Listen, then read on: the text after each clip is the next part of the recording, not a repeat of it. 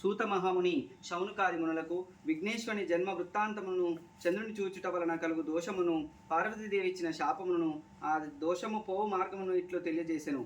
పూర్వము ఏనుగు రూపము గల ఒక రాక్షస రాజు ఉండేవాడు. అతడు పరమశివునికి వచ్చి ఘోరమైన తపస్సు చేసెను.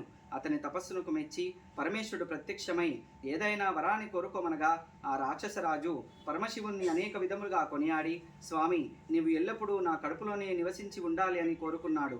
పరమేశ్వరుడు అతని కోరిక తీర్చుటకై అతని కడుపులో ప్రవేశించి సుఖముగా ఉన్నాడు.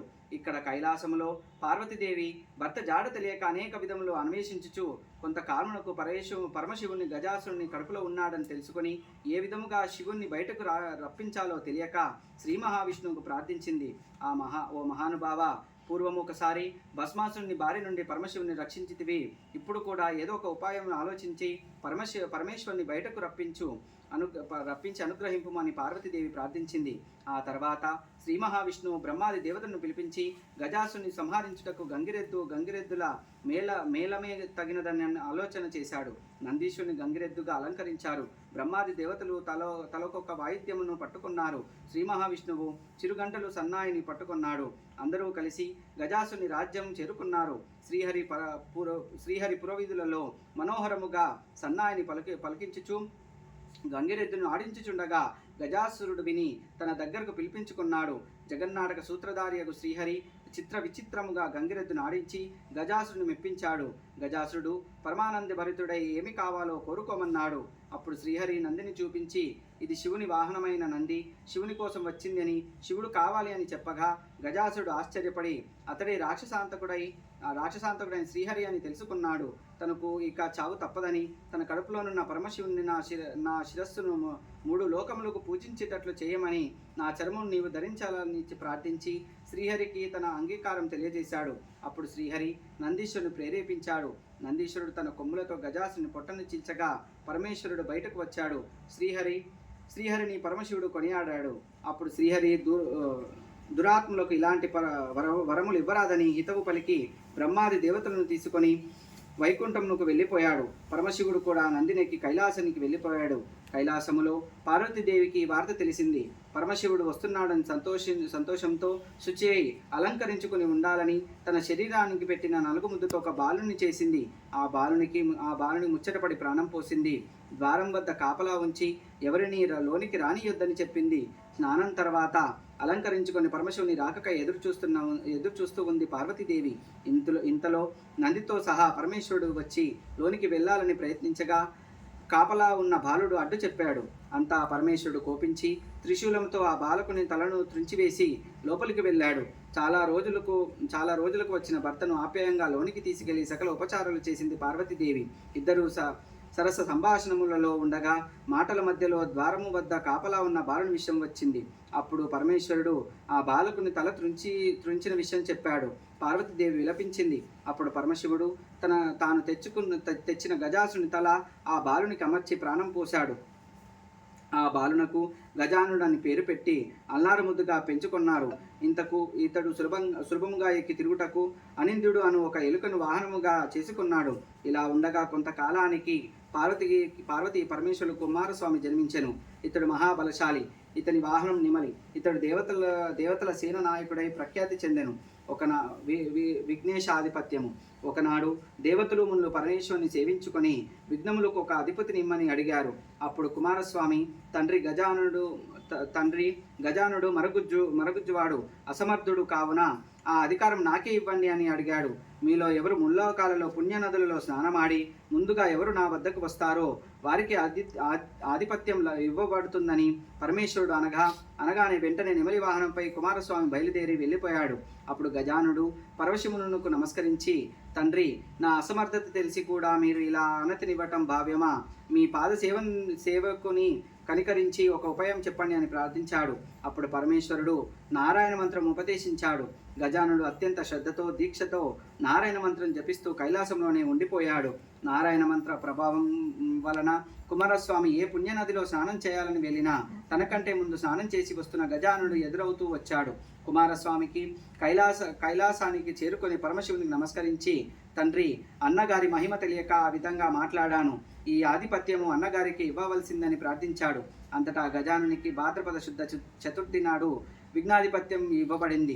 ఆ రోజున సర్వదేశాల వారు విఘ్నేశ్వరునికి తమ శక్తి కొలది పిండి వంటలతో టెంకాయలు, పాలు, పండ్లు, తేనె, పానకములు, వడపప్పు మొదలగునవని సమర్పించుకొని పూజిస్తారు. తన భక్తులు సమర్పించిన వాటిలో కొన్ని తాను స్వీకరించి, కొన్ని తన వాహనమైన ఎలుకకు కూడా ఇచ్చి, కొన్ని చేతిలో పట్టుకొని భుక్త యాసముతో మెల్లగా నడుచుకుంటూ సూర్యుడు అస్తమించే వేళకి ఇంటికి చేరుకొని పార్వతీ పరమేశ్వరుల పాదాలను నమస్కరించడానికి శ్రమపడుతున్న విఘ్నేశ్వరుని చూసి పరమేశ్వరుని తలలో ఉన్న చంద్రుడు నవ్వినాడట.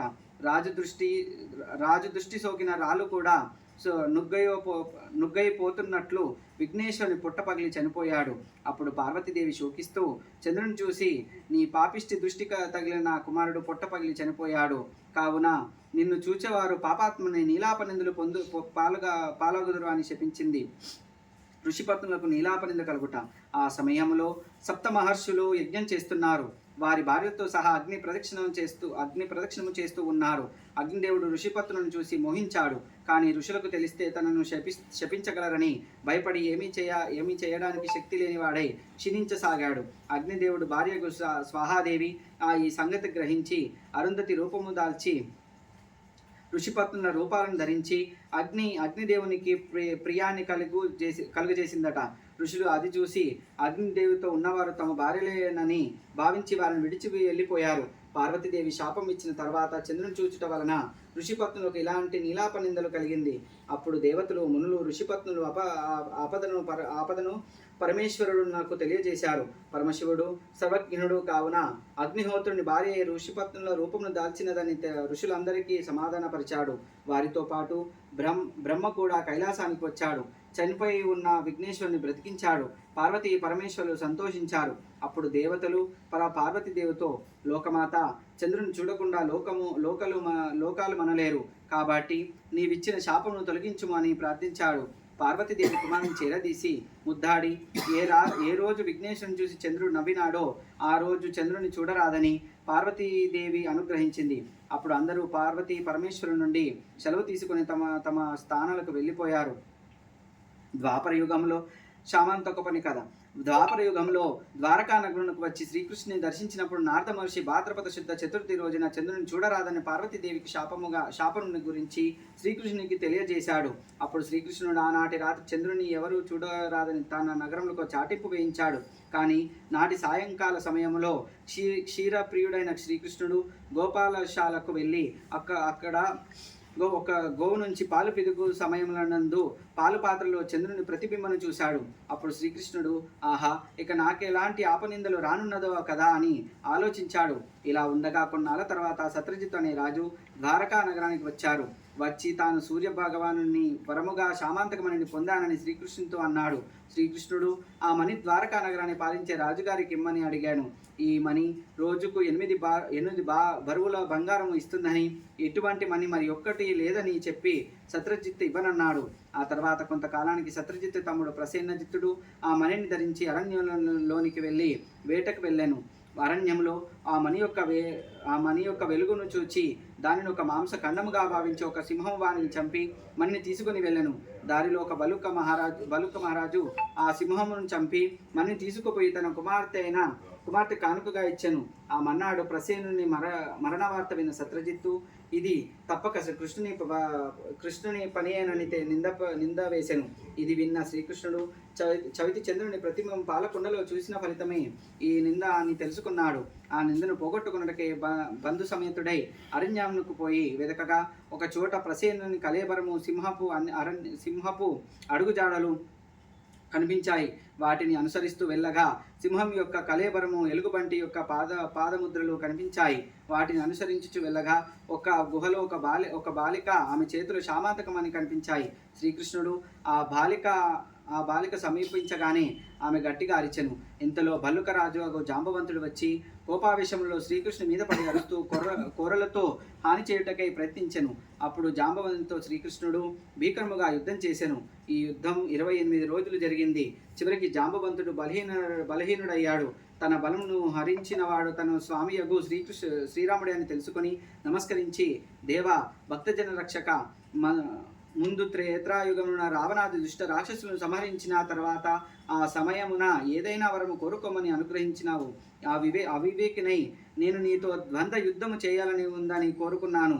కాలాంతరమున నా కోరిక తీరగలదని వరమిచ్చావు. ఆనాటి నుండి నీ నామస్మరణ చేస్తూ అనేక యుగముల నుండి వేచి ఉన్నాను. నేటికి నీ అనుగ్రహం కలిగినది, ధన్యుడైతిని అని అనేక విధములుగా ప్రార్థించను. దయాముడైన శ్రీకృష్ణుడు జాంబవతుని ఆప్యాయంగా ఆలింగనము చేసుకొని ఒడలంత నిమరగా గాయాలమునని పోయి సేదదీరెను. అప్పుడు శ్రీకృష్ణుడు జాంబవంత సమాంతకమని అపహరించినట్లు నాపై నింద వచ్చినదని కావున మన్ని తీసుకువెళ్ళుటకు వచ్చానని అన్నాడు. శ్రీకృష్ణుడు ఇలా అనగానే జాంబవంతుడు మణితో సహా తన కుమార్తెకు జాంబవతిని కూడా కృష్ణునికి కానుకగా ఇచ్చెను. అంతటా తన రాక కోసము ఎదురు చూస్తున్న బంధువులు సంతోషాన్ని కలిగించి నగరం చేరిన వెంటనే సత్రజిత్తును రప్పించాడు. సత్రజిత్తుకు జరిగిన విషయము తెలియజేసి శామాంతకమణిని అందజేశాడు. తొందరపడి నింద వేసినందుకు సత్రజిత్తు విచారించి శామాంతకమణితో సహా తన కుమార్తెయగు సత్యభామను కానుకగా ఇచ్చి వివాహం జరిపించాడు. ఆ కళ్యాణానికి వచ్చిన దేవతలు మునులు శ్రీకృష్ణునితో, స్వామి, మీరు సమర్థులు గనక మీ మీద వచ్చిన నిందను మాపుకున్నారు, కానీ సామాన్యులకు మార్గమేది అని అడగగా అప్పుడు శ్రీకృష్ణుడు భాద్రపద శుద్ధ చవితి రోజున గణపతి యథాశక్తి పూజించి ఆ శామాంతికమని కథ విని అక్షతలు శిరస్సును దాల్చిన వారికి చంద్రుని చూచుట